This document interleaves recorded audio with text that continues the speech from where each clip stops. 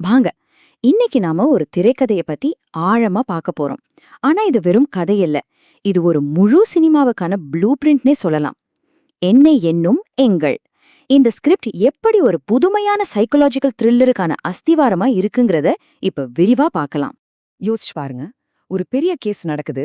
ஆனா அந்த முழு கேஸுமே ஒருத்தரோட மனசுக்குள்ள மட்டும்தான் நடக்குதுன்னா எப்படி இருக்கும்?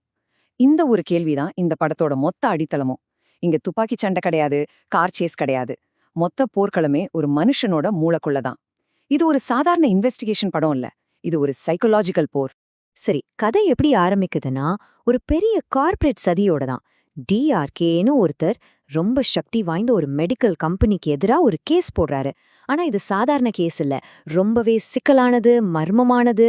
சோ இதை டீல் பண்ண ஒரு சாதாரண ஆள் பத்தாது, நமக்கு ஒரு லெஜெண்ட் தேவை. அப்போதான் என்ட்ரி கொடுக்கறாரு நம்ம ஹீரோ அன்பு செல்வம். இவர்தான் இந்த கதையோட ஆணிவேர்னே சொல்லலாம்.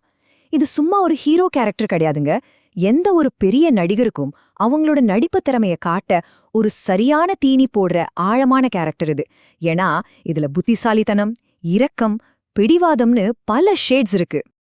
அன்புச்செல்வம் ஒரு சாதாரண இன்வெஸ்டிகேட்டர் இல்ல, அவரோட ஸ்டைலே தனி. ரொம்ப ஹார்ட் கோர் இன்டராகேட்டர். ஆனா அதுக்கும் மேல ஒரு சைக்காலஜி மாஸ்டர். யாருக்கும் கட்டுப்பட மாட்டாரு. அவரோட ஸ்பெஷல் மெத்தட் என்ன தெரியுமா? தாய்மொழியில உண்மையை கண்டுபிடிக்கிறது. ஏன்னா தாய்மொழியில பேசும்போது ஒருத்தரால அவ்வளோ சுலபமா பொய் சொல்ல முடியாதுன்னு அவர் நம்புறாரு.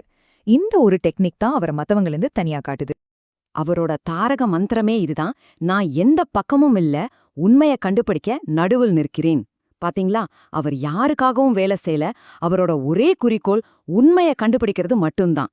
இந்த ஒரு கொள்கைதான் முழு கதையும் முன்னாடி நகர்த்திக்கிட்டு போகுது. சரி, படத்தோட விசாரணை முறை எப்படி இருக்குன்னு பாப்போம். இது மனசுக்குள்ள நடக்கிற ஒரு ஆட்டம். நான் முதல்லே சொன்ன மாதிரி இங்க ஃபைட் சீன்ஸ்லாம் இல்ல, ஆக்ஷன் எல்லாமே மனசுக்குள்ளதான். அது எப்படி ஒரு த்ரில்லிங்கான சினிமா அனுபவமா மாறுதுன்னு இப்ப பாக்கலாமாங்க. இதுதான் இந்த ஸ்கிரிப்டோட ஹைலைட்டே, மணக்கோட்டை விசாரணை. அதாவது அன்பு செல்வம் சந்தேக நபர்களை ஒரு ரூம்ல வச்சு விசாரிக்க மாட்டாரு. அதுக்கு பதிலா அவரோட மனசுக்குள்ளேயே ஒரு இடத்த உருவாக்குறாரு. அங்க அவங்களோட வார்த்தைகள், அவங்களோட பொய்கள், அவங்களோட ஞாபகங்கள், இது எல்லாம் தான் ஆயுதமா மாறும். யோசிச்சு பாருங்க, ஸ்கிரீன்ல இத பாக்கும்போது எவ்வளவு மிரட்டலா ஒரு புது அனுபவமா இருக்கும். விசாரணை எப்படி போகுதுன்னா ஒருத்தர் மாத்தி ஒருத்தர்னு ஒரு சங்கிலி மாதிரி போய்கிட்டே இருக்கு. மனுதாரர் டிஆர்கேல ஆரம்பிச்சு தொழிலதிபர் ராக்கி, அப்புறம் நரேன், மங்கை, கங்கம்மாள்னு ஒவ்வொருத்தரும் அடுத்தவங்க மேல பழிய தூக்கி போடுறாங்க. இது அன்பு செல்வத்துக்கும் மட்டும் இல்ல, படம் பாக்குற நமக்கும் ஒரு கட்டத்துல அட என்னடா அதுன்னு ஒரு டென்ஷனை கிரியேட் பண்ணும். அப்பதான் நமக்கும் கேள்வி வரும், அப்போ உண்மை எங்கதான் இருக்கு?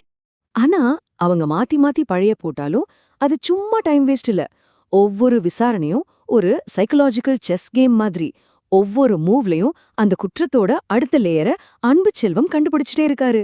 இது ஒரு சுழல் படிக்கட்டு மாதிரி நம்மள மர்மத்தோட ஆழத்துக்கு கூட்டிட்டு போகுது. ஓகே, இப்போதான் கதையில ஒரு பெரிய ட்விஸ்ட் வரப்போகுது. உண்மையோட மறுபக்கம்.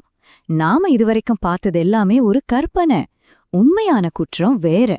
இவ்ளோ பெரிய விசாரணைக்கு பின்னாடி இருக்கிற நிஜமான காரணம் என்ன? அதுதான் இப்போ தெரிய வரப்போகுது. அப்போ உண்மையான குற்றம் என்ன? இந்த கேள்விதான் மொத்த கதையும் அப்படியே தலைகீழா மாத்துது. ஒரு கார்ப்பரேட் த்ரில்லரா ஆரம்பிச்ச இந்த கதை இப்போ ரொம்பவே பர்சனலான, எமோஷனலான ஒரு விஷயமா மாறப்போகுது. இந்த மொத்த மன போராட்டத்துக்கும் ஆரம்ப புள்ளி எங்க இருக்கு தெரியுமா? ஒரு பெரிய சதியில இல்ல, ரொம்ப சிம்பிளான ஒரு குடும்ப தருணத்துல. நைட் சாப்பாட்டு டைம்ல ஒரு இனிப்பு திருவிழா கேன்சல் ஆனதால பேத்தி சோகமா இருக்கா. அப்போ டிவில ஒரு நியூஸ் வருது. அத பார்த்துட்டு அந்த பேத்தி ரொம்ப அப்பாவித்தனமா ஒரு கேள்வி கேக்குறா.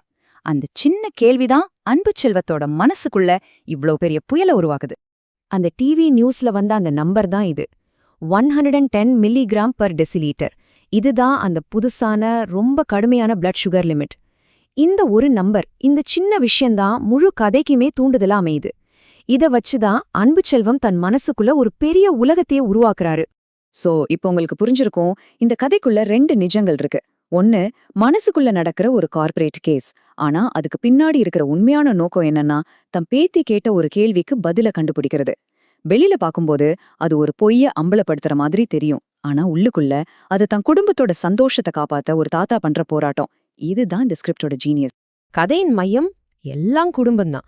இவ்வளவு சிக்கலான ஒரு சைக்கலாஜிக்கல் த்ரில்லர் கடைசியில எங்க வந்து நிக்குதுன்னு பாத்தீங்கன்னா ரொம்ப சிம்பிளான ஒரு இடத்துல தான், ஒரு தாத்தாவோட பாசத்துல.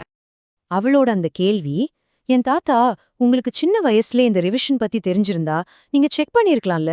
இந்த ஒரு கேள்விக்காக தான் இவ்ளோ பெரிய மனப்போராட்டமே நடக்குது. ஒரு பெரிய கான்செப்ட ரொம்ப இயல்பான ஒரு இமோஷனோட இந்த ஒரே ஒரு கேள்வி கனெக்ட் பண்ணிடுது. அப்போ ஒரு கேள்வி வரும்.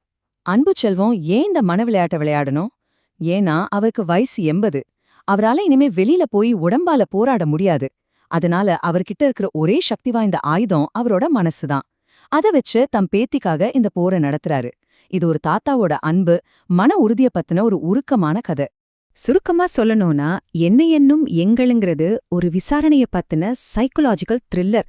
அதே சமயம் ஒரு தாத்தாவோட பாசத்தை பத்தின மனச தொடுற ஒரு டிராமா. இது ரெண்டும் சேர்ந்த ஒரு கலவை. இது கண்டிப்பா கமர்ஷியலாவும் சரி, எமோஷனலாவும் சரி ஆடியன்ஸை கனெக்ட் பண்ணும். ஒரு மனுஷனோட மூளைக்குள்ள நடக்கிற போரையும் மனசுக்குள்ள இருக்கிற பாசத்தையும் ஒரே படத்துல பார்க்க நீங்க தயாரா?